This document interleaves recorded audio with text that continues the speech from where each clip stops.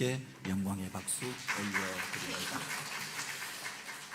지난 목요일 날 2024년 대입 수능 고사가 있었습니다. 이 수능 시험에서 마지막 답안지를 작성하면서 본인을 확인하는 문구를 따라 쓰게 합니다. 그곳에 인용되어졌던 양강모 시인의 가장 넓은 길이라고 하는 시편이 있습니다. 그 마지막 구절만 인용되어졌는데 이 시를 소개하려고 합니다. 살다 보면 길이 보이지 않을 때가 있다. 원망하지 말고 기다려라. 눈이 덮였다고 길이 없어진 것이 아니요, 어둠에 묻혔다고 길이 사라진 것도 아니다. 묵묵히 빗자루를 들고 눈을 치우다 보면 새벽과 함께 길이 나타날 것이다. 가장 넓은 길은 언제나 내 마음속에 있다. 그렇게 우리가 세상을 살다 보면 캄캄함 가운데 앞으로 걸어갈 길이 보여지지 아니할 때가 있지 않습니까? 그때 여러분은 어떻게 하십니까? 가장 마지막 구절이 가장 중요한 길은, 가장 넓은 길은 내 마음속에 있다라고 하였습니다. 내가 어떻게 생각하느냐, 그 시간을 어떻게 보내느냐, 그를 통해서 새 길이 열려지게 되어지는 거죠. 이전에 신앙생활을 하던 이들 가운데 교회를 떠나게 되는 이들, 떠나면서 마지막으로 그 교회를 떠나는 이유로 이야기하는 것들이 있습니다. 교회에서 이것을 받았다라고 이야기하는 겁니다. 교인들한테 이것을 받았기 때문에 내가 떠난다라고 이야기하는 겁니다. 그냥 교회를 떠나는 게 아니라 바로 신앙생활을 떠나는 이들도 있지요. 그들이 받았다고 하는 것이 무엇이냐? 무슨 은혜 받아서 떠나는 게 아니라, 사명 받아서 떠나는 것이 아니라, 그래서 그 사랑 받았기 때문에 떠나는 것이 아니라 무엇을 받아서 떠나느냐? 상처 받아서 떠난다라고 이야기합니다. 성경에 등장하지 않는 이야기인데 현대 크리스찬이 가장 많이 사용하는 말이 바로 상처라고 하는 말입니다. 상처받았다라고 이야기하는 겁니다. 예배 드리다가 목사 설교 듣다가 상처받았다라고 이야기합니다. 구역 예배 드리러 모였다가 누구 때문에 상처받았다라고 이야기합니다. 기관 모임을 하다가 그곳에서 상처받았다라고 이야기합니다. 밥 먹다가 뒤에서 누군가 이야기하는데 나를 가리켜 한 말처럼 느껴졌다, 그래서 상처받았다라고 이야기합니다.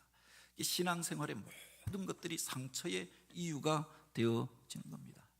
누가 대체 이 사람에게 그런 상처를 주는가? 그 원인을, 그 사람들이 말하는 원인을 찾아보니까 제1이 누구냐? 담임 목사 때문에 상처받았다. 이게 제일 많은 겁니다. 그 다음에 그 이유가 되어지는 사람이 바로 어느 장로님 때문에 상처받았다라고 하는 겁니다. 앞장서서 일하지 않는 어떤 분, 교회도 잘 안 나오는 그 어느 분이 아니라 앞장서서 일하는 그분 때문에 상처받았다라고 하는 겁니다. 권사님 때문에 상처받았다라고 이야기하는 겁니다. 교회 잘 보이지 않는 권사님이 아니라 앞장서서 일하는, 구역장으로 일하는, 또 기관에서 회장을 맡은 그분 때문에 상처받았다라고 이야기하는 겁니다. 그 말을 들으면은 또 반대로 그 말로 인하여서 열심히 일하던 사람들이 상처를 받게 되잖아요. 목사도 상처를 받는 겁니다. 내가 그분에게 나쁘게 한 것이 없는데, 은혜 받으라고 성경에 나오는 말씀 전한 것이 전부인데 내 말로 인하여서 상처받았다라고 하는, 내가 대체 무슨 문제가 있었는가? 그런 이야기를 몇 번 듣게 되어질 때 목사가 침체에 빠지게 되잖아요. 앞장서서 일하던 사람들이 나 때문에 상처받았다라고 하면 그 사역을 포기하게 되는 것 아닙니까? 내가 남에게 상처까지 주면서 이런 일들 해야 하냐? 그래서 서로 일하지 않는 교회가 되어지고 마는 겁니다. 이런 일들을 통해서 깨닫게 되는 게 무엇인가? 우리 인간의 연약함에 대한 겁니다. 인간이 겉으로 보기엔 강한 것 같고 담대한 것 같고 무엇이라도 할 수 있는 것 같지만 그렇게 순간의 흔들림에도 넘어지고 깨어질 수 있는 존재이다. 유리장과 같은 존재이다라고 하는 겁니다. 그래서 험한 것들이 그곳에 담겨지게 되어질 때 깨어져 버리는 거죠. 너무 그렇게 그 강하게 그를 붙잡아 버리면 또 깨어져 버리고 마는 겁니다.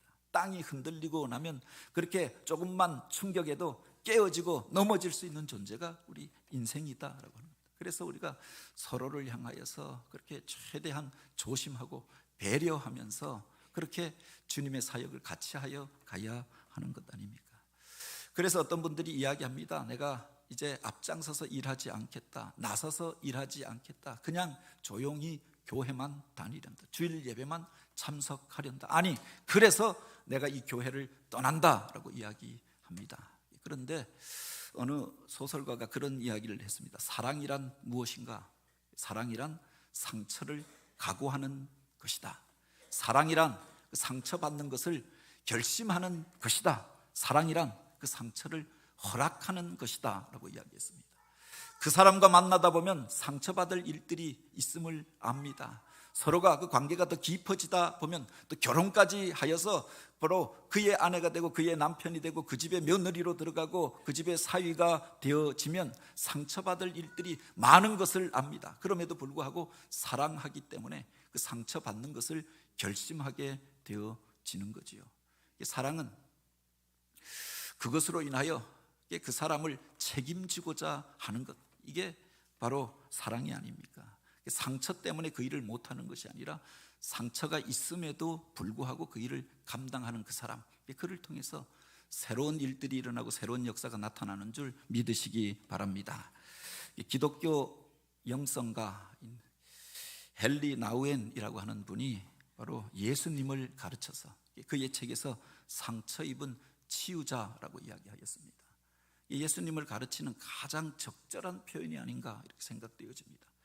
세상에 그 어떤 사람보다 많은 상처를 받았던 분입니다. 사람들의 모략과 공격과 죄 없는 그분이 바로 인간이 질 수 있는 가장 극한의 고통을 당하고 십자가 위에서 온몸이 갈갈이 찢겨지는 상처를 받으셨던 분이 아닙니까? 그 상처로 오늘 우리를 치유하시고 구원하신 줄 믿으시기 바랍니다.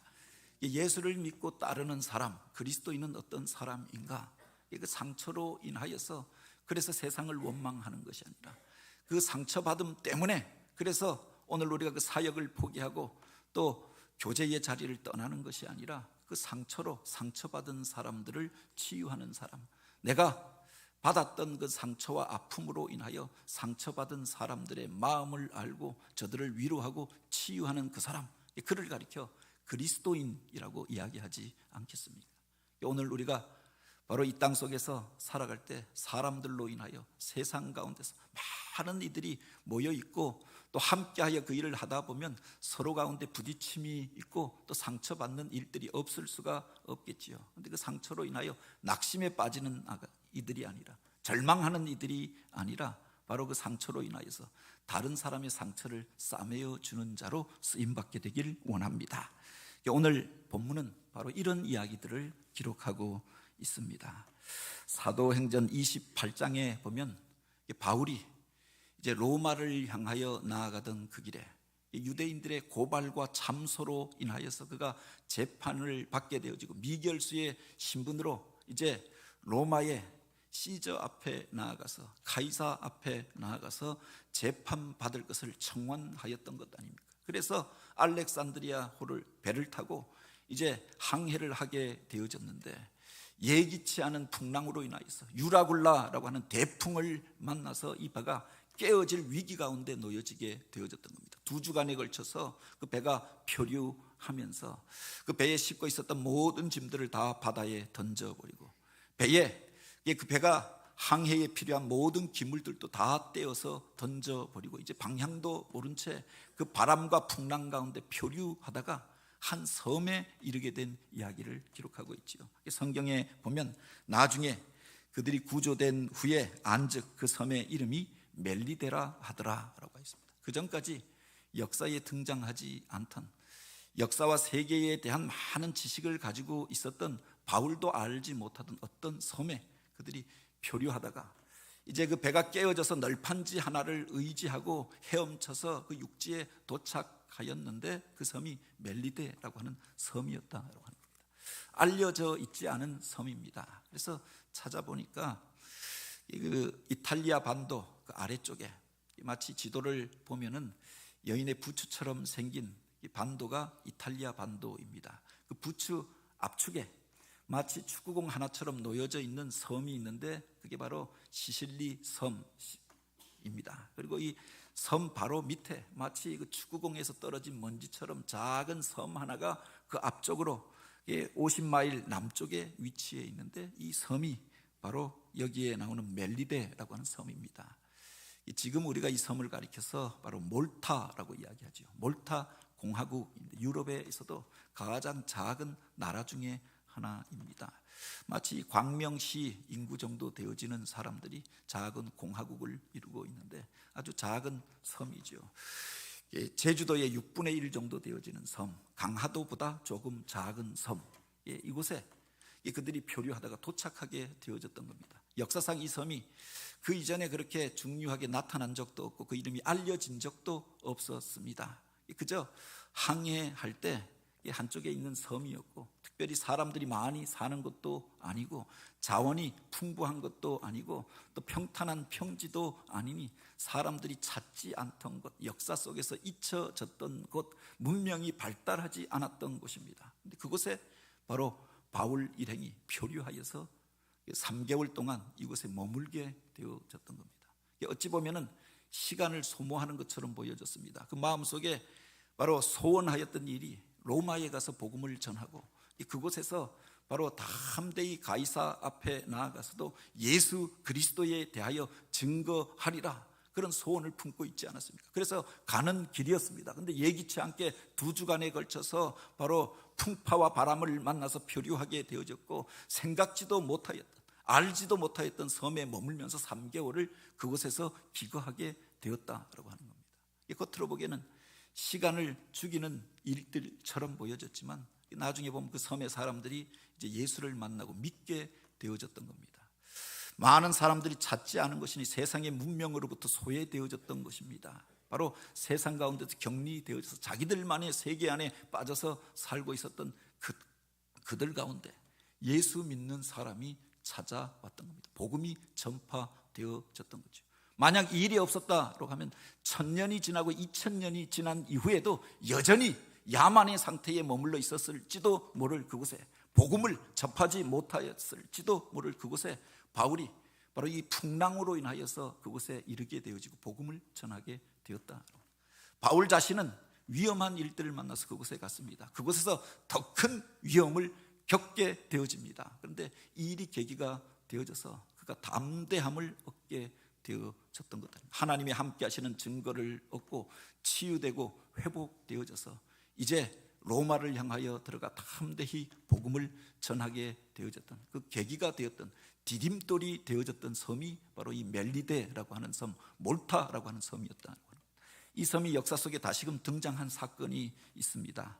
1989년 동서냉전이 끝나게 된 중요한 회담이 이 몰타 섬에서 열리게 되어집니다. 몰타 회담으로 알려져 있는데요, 바로 미국의 대통령이었던 조지 부시 그리고 소련의 마지막 서기장이었던 미하일 고르바초프가 이 섬에서 만나게 되어집니다. 우리가 이전에 사람이 만든 이념으로 인하여서 대결하고 싸우던 이 일을 이제 중지하자, 상호가 교류하고 높아졌던 철의 장벽들을 내려놓고 그리고 평화롭게 교유하며 새로운 세상의 질서를 열자 협약을 맺었던, 평화 조약을 맺었던 것이 바로 이 몰타 멜리데라고 하는 것이었다고 합니다.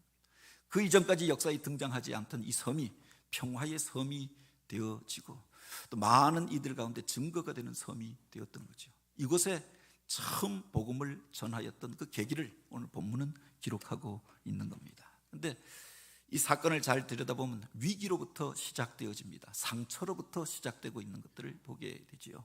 바로 바울이 그 배가 난파하여서 깨어질 지경에 이르게 되어졌을 때 널판지 하나를 잡고 헤엄쳐서 이 섬에 상륙하게 되어집니다. 많은 사람들이 바로 그렇게 구조되어져서 육지로 올라오게 되어지니까 바로 그 섬에 살고 있었던 원주민들이 불을 피워서 바로 젖은 몸을 말리게 하고 저들이 그곳에서 바로 도움을 얻게 되어졌던 거지요. 그 와중에 이제 본문에 보면 그렇게 기록합니다. 바울이 나무 한 묶음을 거두어 불에 넣으니 뜨거움으로 말미암아 독사가 나와 그의 손을 물고 있는지라. 그곳에서 엉뚱하게 그가 이제 헤엄쳐 나왔다가 그들이 피워놓은 그 불을 쬐다가 이제 저들의 일을 도와주어야겠다라고 생각하면서 옆에 있던 나뭇가지들을 모아서 그 불에다가 넣다가 나뭇가지 안에서 뱀이 나와서 바울의 손을 물게 되었다. 그 앞에 보면 그냥 뱀이 아니라 독사라라고 그렇게 기록해 놓고 있습니다. 이 모습을 보면서 그 사람들이 그를 향하여 이야기하잖아요.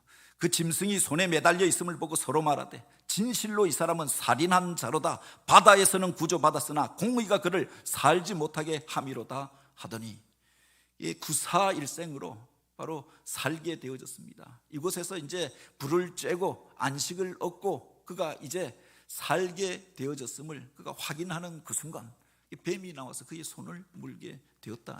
독사에 물려서 또 다른 위기를 겪게 되어졌던 거예요. 한 고비를 넘고 나니까 또 다른 고비가 나타났던 겁니다. 위험한 일들을 겪고 이제 살게 되어졌다라고 생각하는 순간 또 다른 위험한 일들을 당하게 된, 더 큰 위험에 직면하게 되어졌던 거죠. 독사에 물려서 이제 죽을 지경에 이르게 되어졌던 겁니다. 이 모습을 바라보면서 바로 그 섬에 살고 있었던 원주민들이 그렇게 이야기합니다. 저들이 죄수였다라고 이야기했는데 저 사람은 필히 다른 사람을 죽이거나 악한 일을 행하였던 사람일 것이다. 어떻게 구조는 되어 살게 되어졌지만 바로 공의가 저를 심판한 것이 아닌가. 그를 바라보면서 바로 이렇게 저렇게 이야기를 하는 겁니다. 당장 그 상처로 인하여서도 아프고 자기 자신도 그것으로 인하여 고통을 느끼지 않았겠습니까? 어떤 사람이 뱀에 물렸다라고, 특별히 독사에 물렸다라고 달려들어서 그 독사를 떼어내고 상처를 치유해 줘야 하잖아요. 독을 빼내고 살 수 있도록 도와줘야 하는 것 아닙니까? 그런데 그 사람들이 옆에 서서 비평하는 겁니다. 평가하는 겁니다. 그 사람이 어떤 죄를 졌길래 저런 일들을 당하는가, 저런 불행한 일들을 당하는가. 바다에서는 어떻게 구조되어졌는데 발버둥 쳐서 이곳까지 살아서 나왔는데 바로 공의가 저를 심판하여서 저렇게 된 것이 아닌가. 이 사람들이 서서 그가 당한 불행과 상처로 인하여서 수군거리는 이야기를 듣게 되었다고 합니다. 이것이 더 큰 상처이지 않습니까? 우리가 어떤 일들을 당하다가 사고를 당하게 되어졌습니다. 불행한 일들을 겪게 되어졌습니다. 그것 때문에라도 오늘 우리가 침체에 빠질 수 있는데 주변의 사람들이 도와주는 것이 아니라 이렇게 저렇게 이야기하는 겁니다. 무언가 죄를 졌으니 그 일을 당한 것이 아니냐. 욥이 환난과 고난을 당하여서 그 아내마저도 그의 마음을 이해해 주지 못하고 떠나간 이후에 친구들이 찾아오잖아요. 나름대로 위로해 주겠다고 찾아왔는데 하는 말이 더 큰 상처가 되어졌던 것 아닙니까? 내가 무슨 죄를 졌으니 이런 일을 당한 것이 아니냐. 생각해보고 찾아보고 먼저 회개해라. 나름대로 지혜로운 말로 조언해 준다고 한 것이 더 큰 상처가 되고 더 큰 아픔을 가져다 주었던 것 아닙니까? 아픔을 당하여서 그것 때문에도 고통스러워하는데 사람들이 그렇게 이야기하였다. 이 세상 가운데 이런 편견들이 있잖아요. 어떤 사람이 불행을 당하면 그가 무언가 잘못했기 때문에 그 일을 당한 것이 아닌가라고 이야기하는 겁니다. 이런 신념이 더 무서운 상처를 주는 것 아닙니까? 세상 가운데 신념에 가득 차서 살아가는 사람들이 있습니다. 사람이 만든 사고방식, 또 인과율의 법칙, 이런 것들에 매여서 다른 사람의 일들을 판단하는 겁니다. 그 판단하는 말이 사람들에게 더 큰 상처를 가져다 주는 것 아닙니까? 여기에 보면 특별히 그 원주민들이 우리에게 특별한 동정을 하여 우리를 다 영접하더라라고 한 그 구절 다음에 이 사건이 이어집니다. 그 섬에 표류하여 왔는데 그 원주민들이 오늘 우리를 배척하면 어떻게 하나, 식인종이면 어떻게 하나, 그렇게 무도한 사람들이면 어떻게 하나 생각했는데 그렇게 환영해 주었던 겁니다. 불을 피워서 그를 도와주었던 겁니다. 우리를 다 영접하더라라고 했는데 원어에 보면 영접하다라고 하는 말이 프로셀라본트라고 하는 말로 기록되어져 있는데 우정으로 받아주다, 동반자로 여기다라고 하는 뜻을 가지고 있는 겁니다. 그들이 마치 내 오래된 친구인 것처럼 그들을 맞이해 주고 그들을 덮어주고 필요한 것들을 공급하여 주고 평생 같이 살아온 사람처럼 대해 주었다라고 하는 겁니다. 저 사람들 때문에 이제 우리가 살게 되었다고 생각하였습니다. 좋은 사람들을 만났다라고 감사하였습니다. 그런데 그가 정작 고난을 당하게 되어졌을 때 이렇게 이야기하고 있는 것 아닙니까? 내가 무슨 죄를 졌으니 그런 일을 당한 것이 아닌가, 무슨 살인에 필적할 만한 그런 악을 행하였으니 이런 심판을 받게 된 것이 아닌가. 모르는 사람이 그냥 지나가면서 한 말도 상처가 되어지는데, 내가 좋아하는 어떤 사람이, 나를 도와줄 것이라고 기대했던 어떤 사람이 나를 향하여서 그렇게 이야기할 때, 내가 의지하고 또 의뢰하였던 그 사람이 나를 향하여서 이렇게 정죄하는 말들을 하였을 때, 이게 더 큰 상처가 되어졌던 것 아닙니까? 그것으로 인하여서 큰 상처를 받게 된 상황을 기록하여 놓고 있는 겁니다. 그런데 바로 그 상처를 인하여서 낙심한 것이 아니라, 그것으로 인하여 자기를 향하여 판단하는 그 사람들을 향하여 분노한 것이 아니라, 바로 그 상처를 승화시키고 있는, 상처받은 사람들을 치유하는 계기로 삼았던 바울의 모습들을 우리가 보게 되는 거죠. 헨리 나우엔의 상처 입은 치유자의 이런 구절이 나옵니다. 자신의 고통을 깊이 이해할 수 있는 사역자, 그는 자기의 약점을 강점으로 바꾸게 될 것이며, 자신이 겪은 아픔으로 어둠 속에서 길을 잃고 헤매는 사람들, 자신의 경험을 치유의 원천으로 제공하게 될 것이다. 아픔을 겪어보지 못하였던 사람들은 아픔을 겪은 사람들의 그 아픔을 이해할 수가 없지요. 그런 상처를 받아본 적이 없는 사람들은 그 상처의 깊이와 아픔을 알 수가 없습니다. 그런데 상처 받아본 사람이 그를 알 수가 있는 것 아닙니까? 그를 통해서 치유함을 얻게 된다라고 하는 이야기입니다. 그런데 모든 사람이, 바로 모든 상처받은 사람이, 모든 아픔을 겪은 사람이 다른 사람을 이해하고 다른 사람을 치유하는 것은 아니지요. 어떤 사람은 과거의 아픔을 겪었던 이들이 다른 사람에게 더 독하게 대하고 더 큰 아픔을 가져다 주는 경우도 있습니다. 그것 가지고 무엇이 아프다고 하느냐, 나는 더 큰 아픔도 겪어봤다라고 하면서 그의 아픔은, 그의 상처는 아무것도 아닌 것처럼 취급합니다. 오히려 정죄하고 심판합니다. 나도 옛날에 고생해 봤는데 뭐 그것 가지고 힘들다고 하느냐, 그래서 더 큰 아픔을 가져다 주는 이들도 있잖아요. 어떤 이들이 바로 치유자로 쓰임받을 수 있는가? 하나님의 은혜로 치유함을 얻은 그 사람, 그가 다른 사람을 치유하는 자가 되는 줄 믿으시기 바랍니다.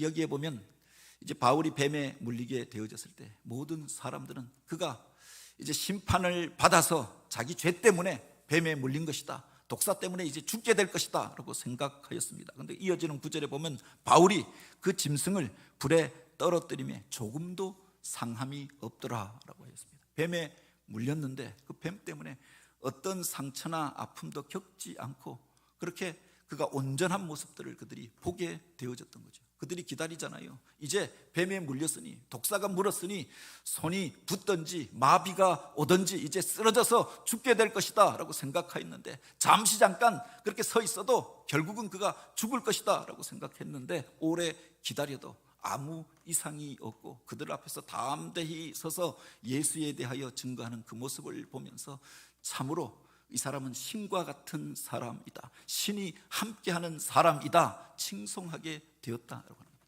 그 상처가 사람들 앞에서 바로 그를 담대하게 하였고 권위 있게 하여 주었던 거죠.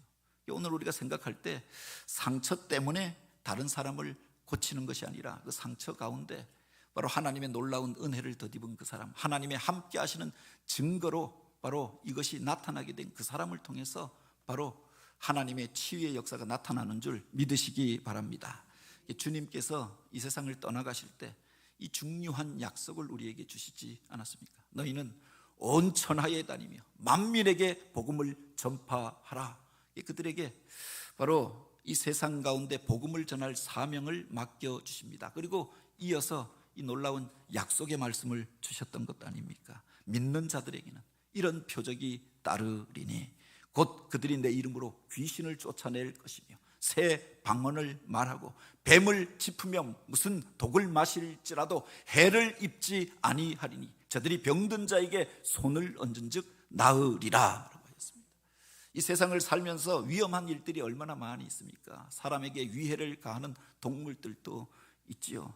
오늘 우리에게 독소가 되어지는 일들이 이 세상 가운데 얼마나 많이 있습니까? 그런데 그것으로 인하여 해를 받지 아니할 뿐만 아니라 그가 이제 병든 자를 고치는 자가 되리라, 이 약속의 말씀을 주셨던 것 아닙니까? 주님을 의지하는 자, 주님이 주신 사명을 감당하고자 할 때 주님께서 저를 보호하여 주시고 세상의 것들로 인하여 그가 상하지 아니할 뿐만 아니라 이를 통하여서 하나님의 살아계심을 나타내고 병든 자를 치유하는 통로로 쓰임받게 될 것을 약속해 주셨던 거죠. 바로 하나님의 함께 하심으로 뱀에 물린 것도 사실입니다. 그 뱀이 독사였던 것도 사실이었고 그것 때문에 상처를 입은 것도 있었던 일입니다. 그런데 그것 때문에 쓰러지지 아니하였고 그것 때문에 죽지 아니하였을 뿐만 아니라 이것이 오히려 증거가 되어져서 많은 사람들이 그를 주목하게 되어지고 그의 말을 듣게 되었던 거지요. 그때 그가 이제 일어나서 병든 자들을 고치게 되었던 것 아닙니까? 그 상처가 이제는 하나님의 부르심이 되어지고 사명이 되어졌던 것들을 보게 됩니다. 치유받은 그가 바로 그 섬에서 병든 사람들을 찾아갑니다. 그 섬에서 가장 중요한 사람, 과거 성경에 보면 추장이라고 나오고 오늘 우리가 읽은 성경에 보면 이 성에서 가장 높은 사람 보블리오라 하는 이가 그의 부친이 병들어 눕게 된지라 열병과 이질에 걸려 누워 있거늘 일어나지 못하고 기력이 빠져서 그렇게 그가 병으로 인하여서 고생하고 있었는데 그를 찾아갔던 것 아닙니까? 그를 위하여 기도하고 안수할 때 그가 일어나게 되었다라고 하는 겁니다. 바로 이 말씀 속에 사도 바울이 자신을 향한 하나님의 부르심을 깨닫게 된 것이 아닌가 이렇게 생각할 수 있습니다. 주님께서 약속하여 주셨던 말씀이 바로 증거로서 나타나게 되잖아요. 내가 무슨 뱀을 짚으며 독을 마실지라도 해를 당하지 아니할 것이요 내가 병든 자에게 손을 얹은 즉 나으리라. 바로 그 상처받은 그 일 속에서 하나님의 부르심을 깨달았던 이 사람, 그가 이제 그를 찾아가 기도할 때 이 섬에서 가장 중요한 사람이 치유함을 받고 일어나게 되어졌던 겁니다. 더하여 그 뒤에 보면은 이 일로 인하여 그 섬에 있었던 많은 병자들이 그를 찾아오게 됩니다. 이러므로 섬 가운데 다른 병든 사람들이 와서 고침을 받고 라고 했습니다. 많은 사람들을 축복하는 자가 되었던 거죠. 그를 통하여서 고침받고 바로 저가 믿는 예수를 저들도 믿게 되어지고 그 섬의 모든 사람들이 주님 앞에 나와 바로 주님의 사람, 하나님의 사람이 되어졌던 이 사건을 기록하고 있는 겁니다. 야만에 빠져 있었던 사람, 주를 모르고 살았던 사람, 미신을 섬기던 그 사람들이 예수를 믿게 되어졌던 계기가 되었던 사건을 기록하고 있는 것입니다. 시작은 상처받는 것으로부터 시작했습니다. 그 뱀으로 인하여 상처받고 사람들의 말로 인하여 상처받고 그래서 그들을 향하여 대항하고 정죄하였던 것이 아니라 상처받은 그것을 통하여서 온전함을 덧입은 그 사람, 그가 다른 이들을 고치게 되었다고 하는 겁니다. 사도 바울이 고린도 후서에서 그렇게 이야기합니다. 우리가 아시아에서 받았던 그 환난을 너희가 알지 못함을 원하지 아니하노니 자신이 복음을 전하면서 당하였던 환난과 고난의 일들에 대하여 증거합니다. 그리고 이렇게 말하잖아요. 모든 환난 중에서 우리를 위로하사 우리로 하여금 하나님께 받은 위로로서 모든 환난 중에 있는 자들을 능히 위로하게 하시는 이로다. 바로 예수 그리스도를 그렇게 고백합니다. 그 환난 속에 우리를 위로하사 바로 이 위로로 다른 사람을 위로하게 하시는 주님을 고백하지요. 그리고 우리가 환난을 당한 것은 너희의 위로와 구원을 위함이라 라고 고백합니다. 왜 우리에게 상처를 주었습니까? 왜 이런 일들을 당하게 하였습니까? 왜 풍파를 겪고 그 섬까지 표류하여 가게 하였습니까? 왜 그곳에서 상처를 입고 남들 보기에 이런 정죄의 말들을 듣게 하였습니까? 그 속에 주님께서 이 일을 통하여서 저들을 위로하고 저들을 구원하고자 하는 하나님의 뜻이 있었다라고 고백하였던 거죠. 오늘 우리가 세상을 살면서 이렇게 상처받을 때가 얼마나 많이 있습니까? 육신의 상처도 있고 사람의 말로 인한 상처도 있고 내가 계획하고 준비하던 일들이 막혀져서 그것 때문에 낙심할 수밖에 없는 상황도 있습니다. 그 속에 하나님의 부르심이 있음을 기억하시기 바랍니다. 옛날 영국의 전성시대를 열었던 빅토리아 여왕의 일화입니다. 그가 어느 날 자기의 충성스러운 신하 가운데 그 아내가 유산을 하여서 낙심에 빠져 있고 또 우울증에 걸려서 삶의 의욕을 잃고 음식을 먹지 않고 그렇게 몸져 누워 있다라고 하는 이야기를 듣고 그 신하의 집을 방문하게 됩니다. 누워 있는 그 아내에게 여왕이 왔는데도 일어나 반겨주지 아니하는 그 여인을 향하여 가서 그의 손을 붙잡고 무엇라고 한마디를 하고 잠시 앉아 있다가 일어나 갔습니다. 그 이야기를 듣고 이 신하의 아내가 이제 벌떡 일어난 겁니다. 일어나서 음식을 먹고 몸을 단장하고 힘을 내어서 이렇게 이제 자기에게 맡겨진 일들을 감당하게 되었던 거죠. 그 신하가 아내에게 묻습니다. 여왕이 와서 대체 무슨 말을 하여 준 거요? 그때 그 아내가 그렇게 이야기했다라고 하죠. 다른 말 한 게 없는데요. 내 손 붙잡더니 내가 당신의 마음 알아요 라고 이야기한 것이 전부입니다. 근데 생각해 보니까 바로 이 여왕이 얼마 전에 사랑하는 아들을 사고로 잃어버렸던 겁니다. 자기는 몸 안에서 유산한 것이 전부였는데 아들을 잃어버린 그 상처 가운데서도 일어나서 국가를 경영하고 그렇게 어려움 당하고 낙심에 빠져있는 자기를 찾아와서 손을 붙잡고 제가 당신의 마음을 알아요, 그 말 한마디 하여 주었는데 그 아픈 중에 일어나서 나를 생각하고 나를 위로해주는 그 마음이 느껴져서 이 마음 속에서 바로 살고자 하는 의욕이 일어나게 되어지고 내 인생의 의미들을 다시금 생각하게 되었노라 라고 고백하는 겁니다. 살다 보면 힘든 일들을 만날 때가 있잖아요. 그 길이 보여지지 아니할 때도 있는 것 아닙니까? 그럼에도 불구하고 그때 오늘 우리가 덮여진 그 눈을 쓸다 보면 새벽녘에 드러나는 길을 보게 될 것입니다. 바로 오늘 우리를 치유하시고 우리를 도우시는 그 하나님의 손길로 인하여서 다시금 일어나 주님의 사명을 감당하는 저와 여러분이 되기를 원합니다.